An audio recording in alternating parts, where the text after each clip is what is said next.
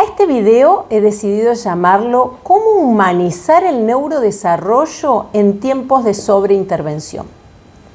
Seguramente que si estás viendo este video es o porque lo venís sintiendo hace mucho, o porque te hace ruido, o porque te ha sucedido con un paciente o con un hijo, o porque vos mismo te estás interpelando ¿qué estamos haciendo? Yo creo que esto no me sucede a mí nada más, que lo vengo viendo hace tanto tiempo, pero la verdad que hace mucho que trabajando con niños, sus familias y sus equipos, lo que vengo priorizando es que se jerarquicen los abordajes y que se trabaje en función de que el niño desarrolle habilidades que busquen el máximo potencial, pero con un fundamento. Y ese fundamento lo conocemos. Si nosotros conocemos de neurodesarrollo y sabemos cómo valorar al niño y a su contexto, hay muchísimas cosas que las vamos a tener como muy claras desde el principio y vamos a saber qué hay que hacer y qué no corresponde hacer. No voy a entrar en detalles de lo técnico, pero justamente sabiendo nos resulta, no te voy a decir fácil, pero es simple y claro. Y esto lo puedo ver cotidianamente, cuando hago valoraciones funcionales de los niños, cuando hago supervisiones de tratamientos o cuando estamos hablando con una escuela y que nos plantean montones de conductas y hago 2 o 3 preguntas con respecto al abordaje o cómo le va en la casa o qué están haciendo los papás y la sumatoria de todo te da la pauta de por qué está o no está listo para eso que le están pidiendo.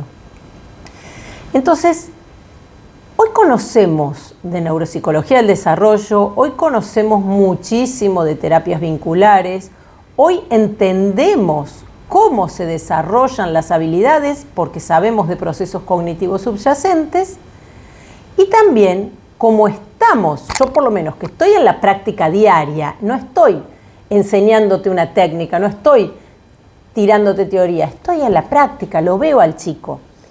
Puntualmente esta semana he tenido la oportunidad de hablar con familias que vinieron la semana pasada a Cadín y con quienes estuvimos por primera vez, nos conocimos, hicimos una evaluación del niño y al día siguiente hicimos sugerencias dentro de lo que era la misma evaluación, haciendo intervenciones con los mismísimos papás que en 2 de estas oportunidades me decían, pero yo hago lo mismo, yo hago esto, yo hago lo otro.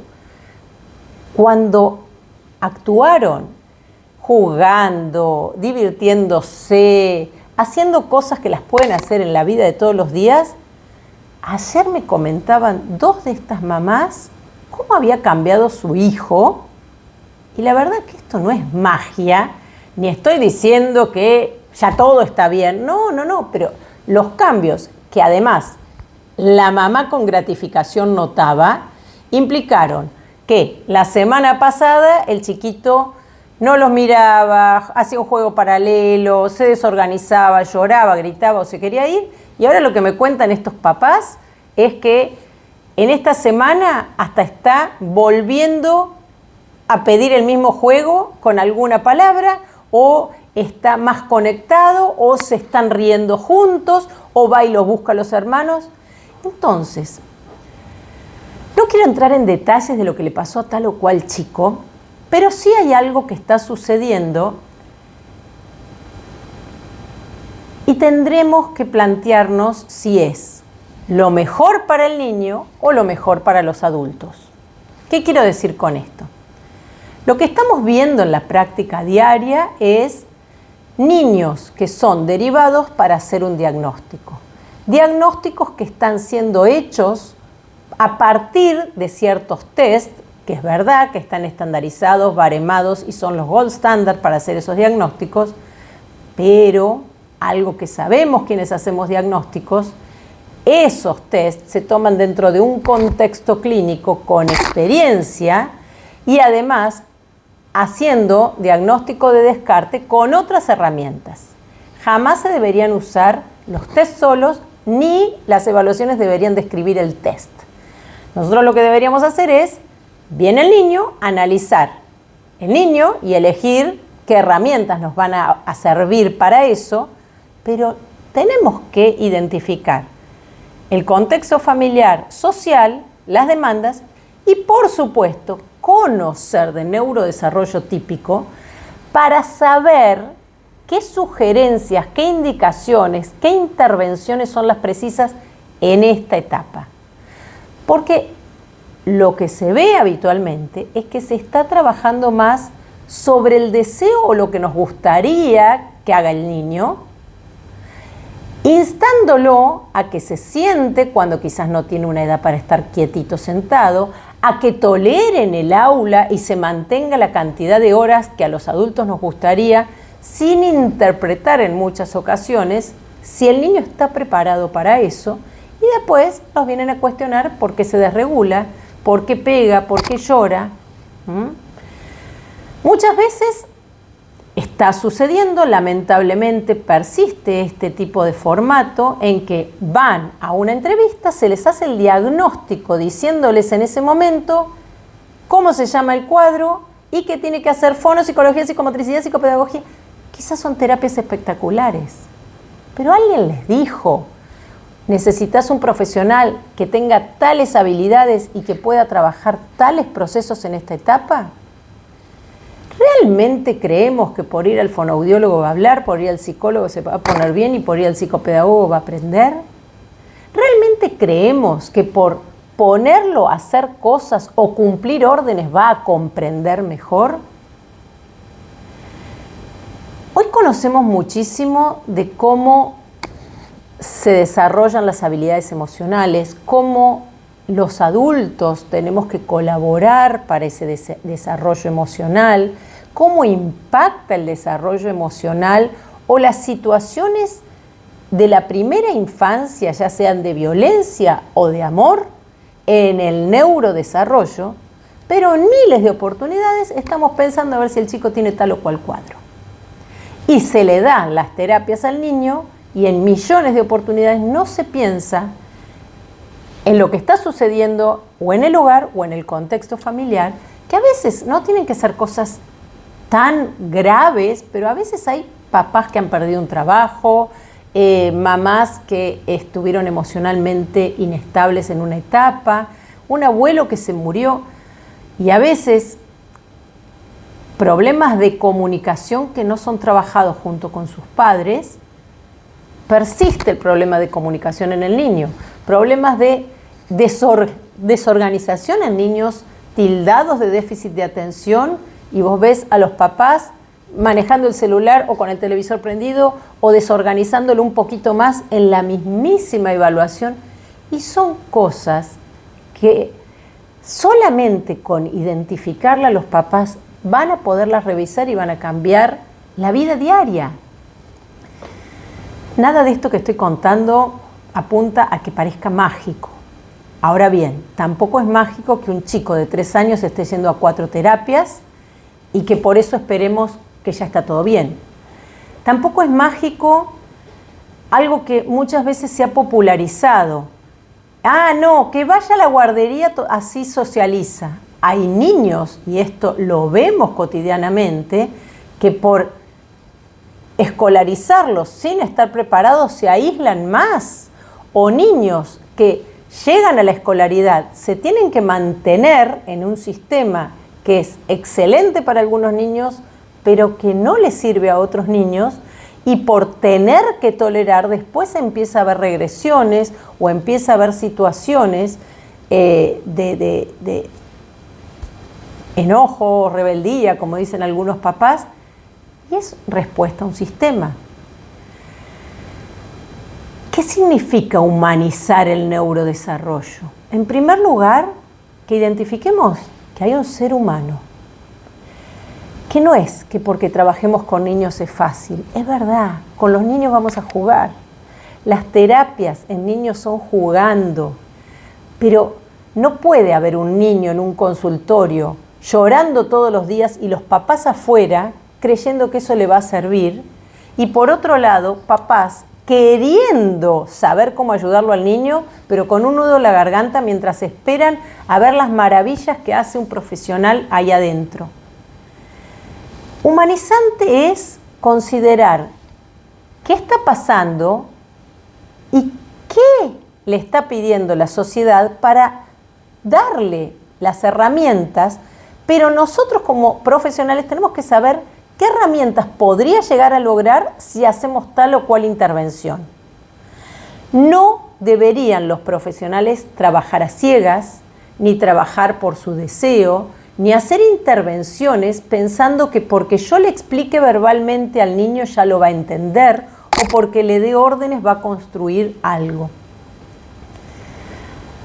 Hay estrategias que ya están comprobadas, hay técnicas, hay métodos, hay modelos que te sirven. Hay profesionales que algunas veces se forman y hay equipos que saben pensar en equipo. Pero en otras oportunidades se sobrevalora hacer diagnósticos como si el diagnóstico fuera solamente poner la etiqueta. Diagnóstico en la infancia es identificar procesos, es analizar cómo procesa el niño y siempre correlacionar con cómo debería estar procesando o cómo debería estar regulando o cómo debería estar participando para de eso estar haciendo aprendizajes funcionales y valiéndose del ambiente. Sabemos que el lenguaje nos estimula. Lo que tenemos que hacer los profesionales es favorecer un procesamiento del mismísimo lenguaje que hay en el ambiente para que tome esa información, la integre y la pueda utilizar. Sabemos que las emociones no se aprenden porque me muestren dibujitos o una película con colores. Las emociones se viven, se introyectan y se tienen que interpretar. Tiene que haber metaregistro del niño. Pero en una gran etapa tiene que haber buenos correguladores. Y si los papás saben cómo colaborar con esto, probablemente sea más exitoso para el niño y además para el vínculo. Sabemos que el desarrollo intelectual no tiene periodo crítico, pero ojo, no nos dormamos en los laureles. Un niño que tiene un potencial cognitivo, pero que no está siendo desarrollado, se le van pasando un montón de oportunidades con otros niños en la escuela, etcétera, etcétera, y no porque le enseñemos a nombrar los números, los colores o le hagamos decir palabras, eso es desarrollo potencial. La funcionalidad atencional también está comprobado que se educa, no es lo mismo una persona que no tuvo escolaridad a un universitario en cómo usa su función atencional. Entonces, sabiendo todo lo que sabemos hoy, ¿por qué tenemos niños a los que se les insiste a veces en estimularle para que haga foco en algo, perdiéndose un montón de situaciones en donde si tuviera el registro suficiente y un ambiente más organizado, para lo cual todavía hacen falta adultos organizando eso, podría tener muchas más habilidades pensando en que es un constructo que lleva muchísimos años, entonces no tiene que ser el resultado ya hoy. Ahora bien, ¿es humanizante que a un niño no verbal, desorganizado, que tiene 6 años y con un impacto intelectual, le digan en el colegio que sí o sí tiene que venir sin pañales? A ver, no quiero generalizar las situaciones, pero si ese niño no tiene posibilidades de dejar los pañales, o bien no está para esta institución, o bien consideramos qué tipo de educación necesita. Ya hablaremos de eso y pensaremos juntos por qué nos exigen a veces, o les exigimos a los niños, que ellos se adecúen a los ambientes o a las instituciones y no las instituciones y nosotros a sus posibilidades. ¿Por qué le están pidiendo a un niño que está totalmente desorganizado que dentro del proyecto pedagógico, cuando uno le pregunta al equipo, te dicen que dure más tiempo a ver si este año ya puede ir todo el día a la escuela? es lo que nos encantaría a todos, pero ¿a costa de qué? Estoy pensando puntualmente en un chico que vive violencia familiar, que los horarios del papá y de la mamá en las dos casas son totalmente distintos, que cuando pasa de una casa a la otra realmente es como un dique, una diferencia de vivencias tremendas, y al día siguiente el niño tiene que ir a la escuela y es un niño que hace 2 años que llora, grita, patalea, se come la comida de todos, se duerme y nadie está viendo que este chico no la está pasando bien hace 2 años. Está angustiado. Lo que vemos es que pega, muerde, patalea. Y estamos juzgando la conducta del niño y nadie está haciendo una intervención adecuada. Pero mientras tanto, el chico va a 4 terapias. Hay una integradora y ahora han puesto una T.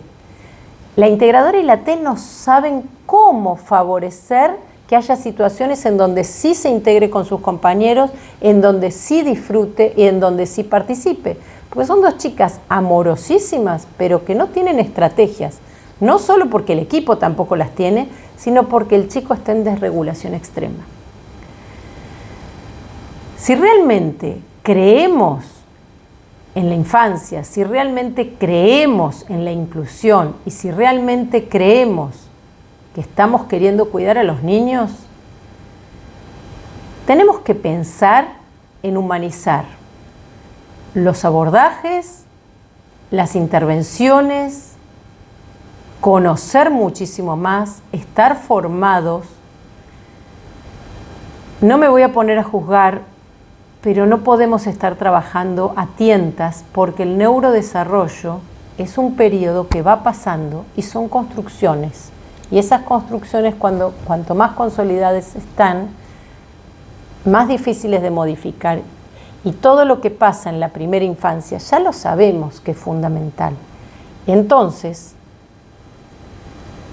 por eso tenemos que ser muy conscientes, hacer valoraciones adecuadas a tiempo y saber de intervenciones para jerarquizar los abordajes. Y como adultos cuestionarnos qué, por qué y para qué lo estamos haciendo. Mi nombre es Valeria Gijena, soy la directora de CADIN hace más de 25 años, tengo 35 años de trayectoria profesional y diseñé Oriens, que está avalada y certificada internacionalmente y justamente es una terapia o una manera de intervención humanizante dentro del neurodesarrollo que incluye valoraciones funcionales del niño, de la familia, de la escuela y del equipo terapéutico. De esa manera, todos podemos revisar nuestras maneras de colaborar con el niño.